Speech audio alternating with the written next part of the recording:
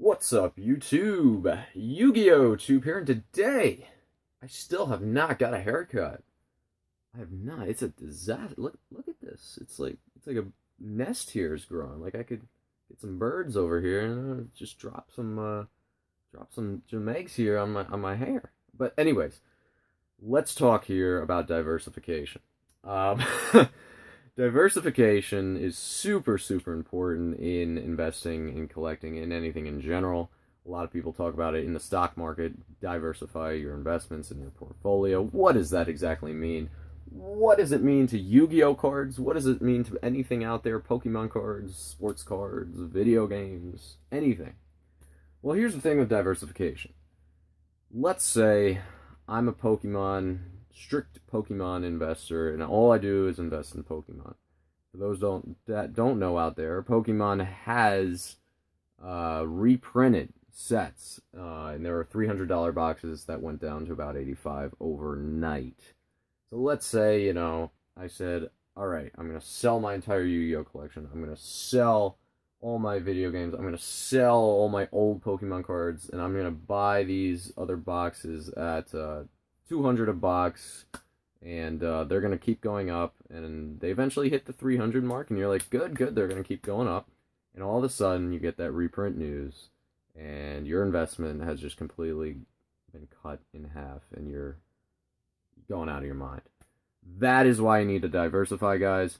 What if you buy something, like Tournament Pack 1 in this case, for those who saw that video? What if you bought, or somehow obtained 10 boxes of Tournament Pack 1, kept them sealed when they came out, and stored them? And you're like, great, I could sell these at $30 a pack. I could sell them at $600 a box. Everybody's happy, and they're going to keep going up. And all of a sudden, there's a storage auction unit, and 80 boxes hit the market at once, and they go down to about $200 to $300 overnight. Your investment is cut completely.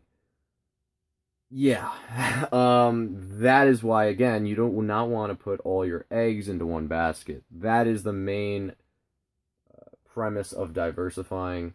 You do not want to invest strictly all your money into one set of anything. You do not want to say, all right, I'm going to sell my Dark Magician Girl, my LOB cards, blah, blah, blah, blah, blah, blah, and simply buy all Cybernetic Revolution or all Elemental Energy or all Invasion of Chaos and just keep all those sealed, because I know those are going to go up the quickest, right? But while you might believe that, you got to consider in the fact that when you put all your eggs into one basket, in this case, you increase your risk. And when you increase your risk, you have a lot less room for error and return. So let's say that you put everything into one card or one product, and it doesn't go up as quickly as you thought it would, or it even goes down. And then you go and you see other cards, and you're like, wow, that's a pretty good price for that card. Unfortunately, I can't buy it because my money is strapped into these investments. That's another thing. When you're investing, you want to diversify, because you do not want to have all the same stuff, and then you're going to be strapped and tied and locked into that specific product. Can you make a killing investing in just one thing? You absolutely can. Are you doing it safely? You're not. You're risking a lot. And let's take, even in general things.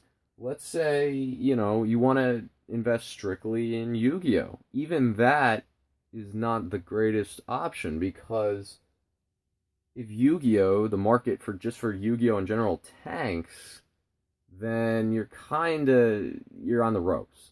Whereas if you have a bunch of Yu-Gi-Oh!, right? A bunch of Pokemon, a bunch of sports cards, a bunch of video games, and a bunch of other investments, that means it gives you options. And that's what you want as an investor. You want options, because you're saying, well, the video game market crashed. Okay, that's fine. I didn't invest everything into that. I can wait and sit and hold on that. And I could be steady and secure on everything else. The Yu-Gi-Oh!, the Pokemon, the sports cards, anything. But if you put all your eggs into one basket, in terms of if Yu-Gi-Oh! Were to say, okay, we're done. Konami says, we're done. We're selling the company. We're selling the card product. Or if Pokemon says, you know what? We went from Wizards of the Coast to Pokemon, and Pokemon's like, we're just gonna sell it to some third party manufacturer, and they can do what they want with it. You know, that's gonna cause a lot of uncertainty in that industry, in that market. And if you're only into Pokemon, then you're kind of sunk. You're sunk. You do not want to basically, invest everything into one thing. Again, you want to have extra money too if you can, to buy something else that might pop up cheap. So that's called liquidity. You want to have the liquidity. You don't want to have too many assets in this case. Have no money and have like 1,000 other cards or 1,000 other boxes, unless you can quickly, literally sell that in a day or two. But again, if you're going to sell something that quickly, odds are you're going to be selling it at a price that's lower than the competition, maybe to where it's too low where you're not going to make money on it. So you got to consider that. Diversification, as I said, is crucial, is key. Let's say, for example, RPO2. Again, I'm just throwing tons of examples. RPO2, a distributor in Europe finds 1,000 boxes of RPO2. If you're invested all your money and capital into RPO2, you're like, what the heck did I just do? Maybe instead of buying RPO2 singles, maybe buy or 2 of each secret. Just buy 1 of each secret, and then use that money and put that into LOB cards, or put that into any GX Ultimates, or put that into whatever else, just in case. And let's say, for example, you said, well, I think Cybernetic Revolution is way undervalued. I'm going to buy a ton of it. Great. I'm not saying don't do that. I'm just saying buy more Cybernetic Revolution than other things, but it's important to also keep other sets as well, in case, for example, one of those sets surprises you and goes up quicker than you actually think, or Cybernetic Revolution continues to stagnate.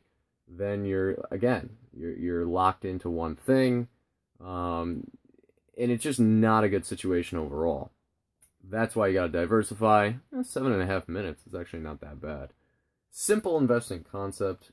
Tried to explain it the best I could. If I didn't, I apologize. Very important though. I know, if you're a fan of something, of a product, and you think it's going to go up, buy more of it, but don't put everything you have into it. That's the basis of diversifying, to minimize your risk, and don't put all your eggs into one basket. Again, it doesn't just necessarily mean products or cards. It could mean industries.